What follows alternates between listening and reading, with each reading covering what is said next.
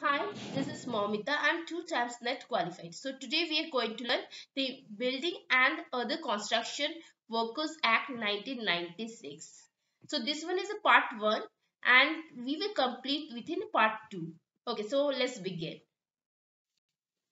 So the Building and Construction Worker Act 1966 extends to whole of India, right? So कुछ acts होते हैं like gratuity act extends whole of India except Jammu and Kashmir. But remember Building and Construction Act whole of India में लागू होता है. So this is important. Remember this one, right? So move to the next point. It shall be deemed to have come into force on first day of March 1996. So ये कब से force में आया building and construction act it is on first day of March that is 1 March 1996 में ये force पे आया है remember this one then move to the next option it applies to every establishment which employs or had employed on any days of the preceding 12 months 10 or more building workers in any building or other construction work. So ये किसी भी establishment में जहां पे 10 या 10 से ज्यादा आदमी काम किया हो इन द प्रेसिडिंग 12 मंथ्स में सो वहां पे ये एक्ट लागू हो जाता है right. So if in any organization or establishment where 10 or more than 10 workers worked in a preceding 12 month their building and other construction worker act 1996 came to force. Okay, so move to the next point.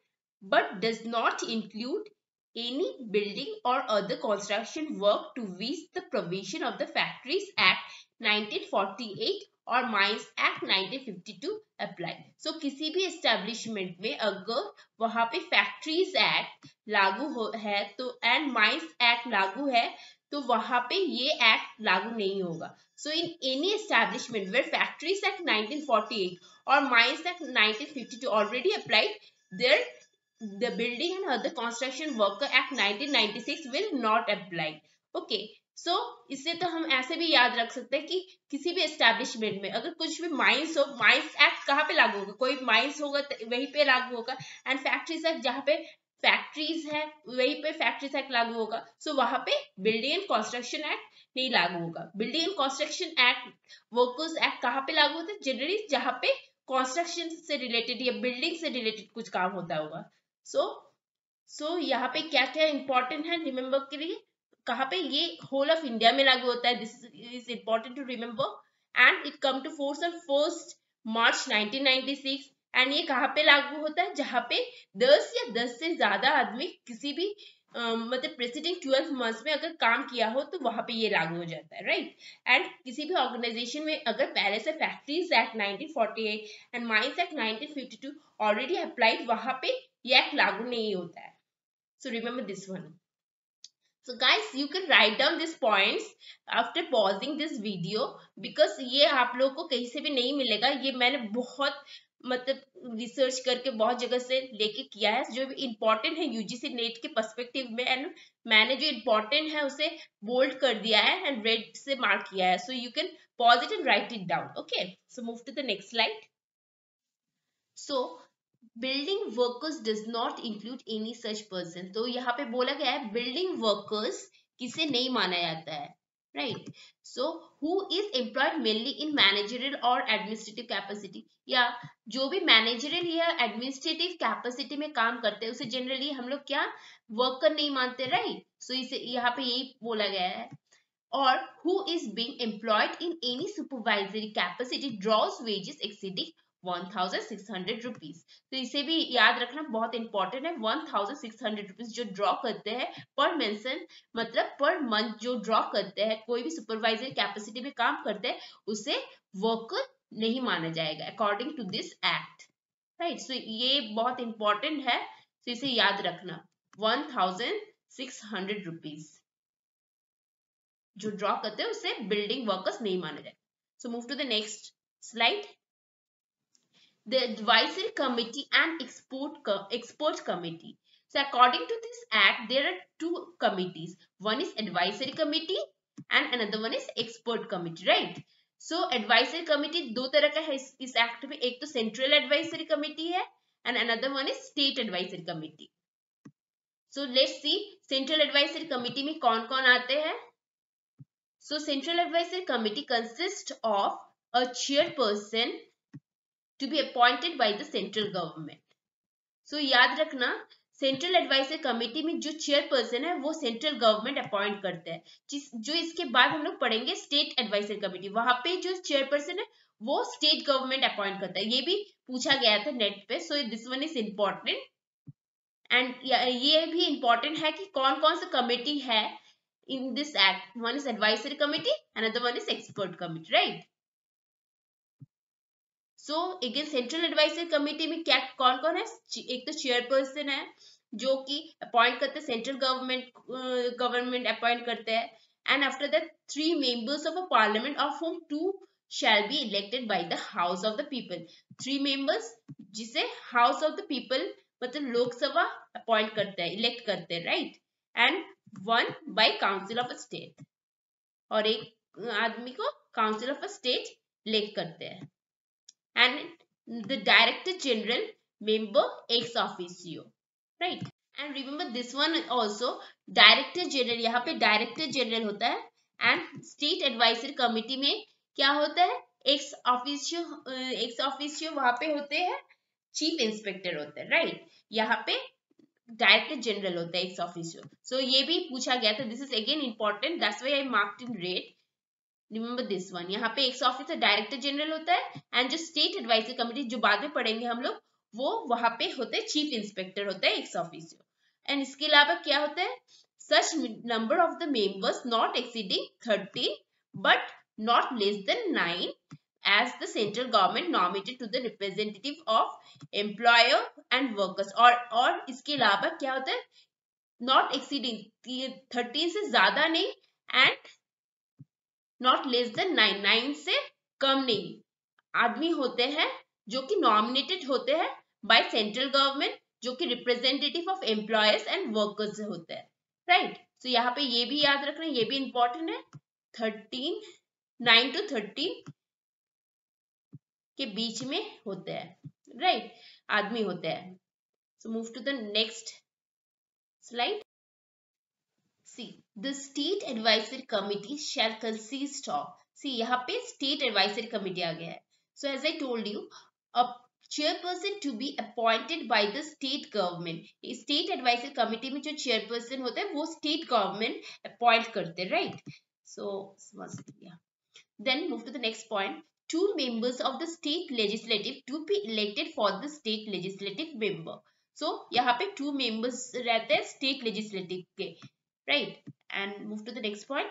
A member to be nominated by the central government. Central government के एक member रहते हैं यहाँ पे. And next point is the chief inspector member ex officio. As I told you in the earlier slide, यहाँ पे ex officio chief inspector रहते हैं. And central advisory committee में कौन रहते हैं, director general रहते हैं. And यहाँ पे state advisory committee में रहते हैं ex officer chief inspector. So remember this one is important, and this one is also important. Chairperson यहाँ पे state government appoint करते हैं, right. Such number of other members not exceeding 11 but not less than 7.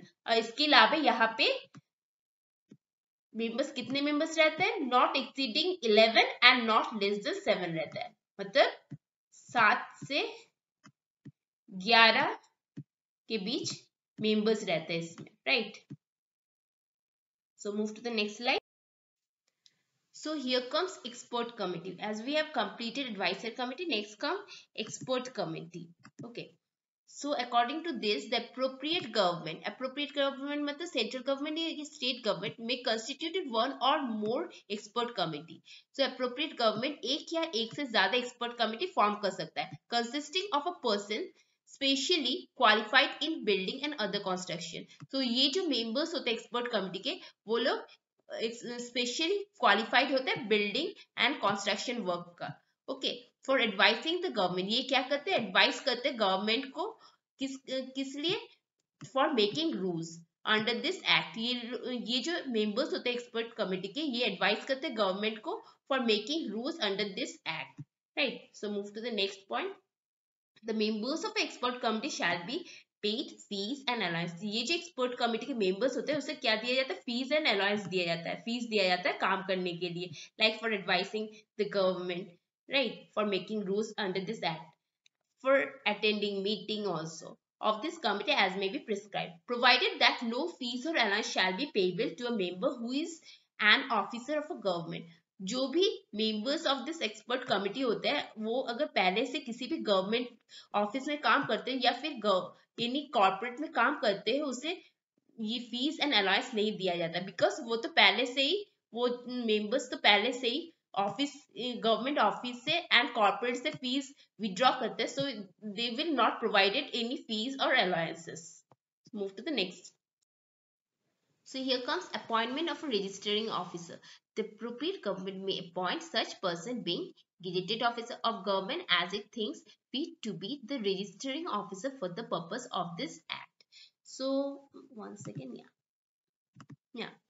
So यहाँ पे याद रखना registering officer कौन होता है? जनरली गेजेटेड ऑफिसर होता है, राइट. और ये कौन अपॉइंट करते हैं? एप्रोप्रिएट गवर्नमेंट अपॉइंट करते हैं. So move to the next point. Registration of establishment. So establishment को कैसे register करे? Under this act. Okay. Every employer shall in relation to an establishment to which this act applies on its commencement within a period of 60 days from such commencement. So किसी भी establishment में अगर ये act लागू हो जाए, ये कब लागू होता है? जहां पे 10 या 10 से ज्यादा आदमी प्रीसीडिंग 12 मंथ्स में काम किया हो, वहां पे विथ इन 60 डेज ये अप्लाई करना होता है for registration of establishment, right. So move to the next point. In relation to any other establishment to which this act may be applicable at any time after the commencement within a period of 60 days from the date on which this act become applicable to such establishment. So किसी भी establishment में जो पहले से कभी मतलब ये act लागू हुआ था but now it's become invalid, वहां पे इनवैलिड हो गया है. So within a period of 60 days, so उसके इनवैलिडेशन के विथ इन 60 डेज में फिर से अप्लाई करना होता है for registration of a establishment. Okay. So move to the next point. Provided that the registering officer may entertain any such application after the expiry of the period aforesaid if he is satisfied that the applicant was prevented by sufficient cause. So generally application देना होता है for registering of establishment को within 60 days as we read in this 2 point, right? But after registering officer इसके बाद भी entertain करते हैं application को if registering officer found that if he is satisfied that application was prevented by sufficient cause. किसी sufficient cause के लिए employer apply नहीं कर पाए रजिस्ट्रेशन ऑफ एस्टैब्लिशमेंट के लिए, राइट, एप्लीकेशन नहीं दे पाए. So move to the next slide. Here comes registration of establishment.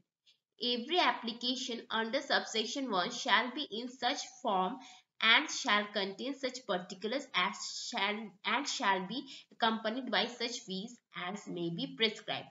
अच्छा, one second. So registration of establishment के लिए application के साथ क्या देना होता है? फीस देना होता है, right?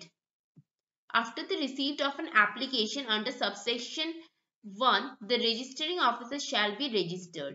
अच्छा, so registering officer क्या करते हैं? register कर देते हैं establishment को if they are satisfied the fact given by the employer, right, and issue a certificate. फिर issue कर देते हैं certificate regarding registration of a establishment and give it to employer, right. Next point is where after the registration of an establishment under this section any change occur in the ownership or management, right. अगर कुछ भी registration के बाद अगर कुछ भी changes किया जाए रिगार्डिंग ओनरशिप या मैनेजमेंट में इन एस्टैब्लिशमेंट में कुछ भी चेंजेस किया जाए, सो उसे क्या होता है? एम्प्लॉयर को बताना होता है रजिस्टरिंग ऑफिसर को विथ इन 30 डेज में बताना होता है. So remember this 30 days, this is important. कुछ भी चेंज किया जाए after like registration, employees should be intimated to the registering officer within 30 days. So remember this one. So move to the next slide. Then come revocation of a registration in certain case. So one second. Yeah. So ये revocation या dismissal या discharge invalidation या invalidation of a registration कब होता है? Establishment जो हम लोग register किए हैं, employer जो register किए हैं, ये invalid कब होता है? जब registering officer finds that misrepresentation or suppression of any material fact, मतलब कुछ भी मिसरिप्रेजेंटेशन या गलती से गलत काम करके उसने रजिस्टर किया है एस्टैब्लिशमेंट को, कुछ फैक्ट को सप्रेस करके छुपा के रजिस्टर किया है, then it got establishment registered establishment got revoked. So after that come to the appeal. Any person aggrieved, कोई भी एम्प्लॉयर अगर एग्रीव्ड हो regarding this revocation of registration of any establishment, right, they can appeal to appellate authority within 30 days. So remember this 30 days, it is important. Okay. Then the appellate officer may entertain. Appellate officer जो होता है ना वो entertain करता है even after this 30 days भी appellate authority entertain करते हैं किसको, मतलब appeal को, even after the expiry of the said period of a 30 days if he satisfied, अगर रजिस्टर्ड ऑफिसर सेटिस्फाई हो कि that the appellant was prevented by sufficient cause, late जो लेट एप्लीकेशन है उसका sufficient cause है. Okay, after that appellate authority modify or reverse the order. appellate authority उसे modify कर देते हैं, मतलब रजिस्ट्रेशन को, एस्टैब्लिशमेंट के रजिस्ट्रेशन को, या रिवर्स कर देता है, मतलब उसे फिर से एस्टैब्लिशमेंट को रजिस्टर कर देता है. So that's it for today. So you can join my Telegram channel. The link will be given in the description. Thank you and have a good day.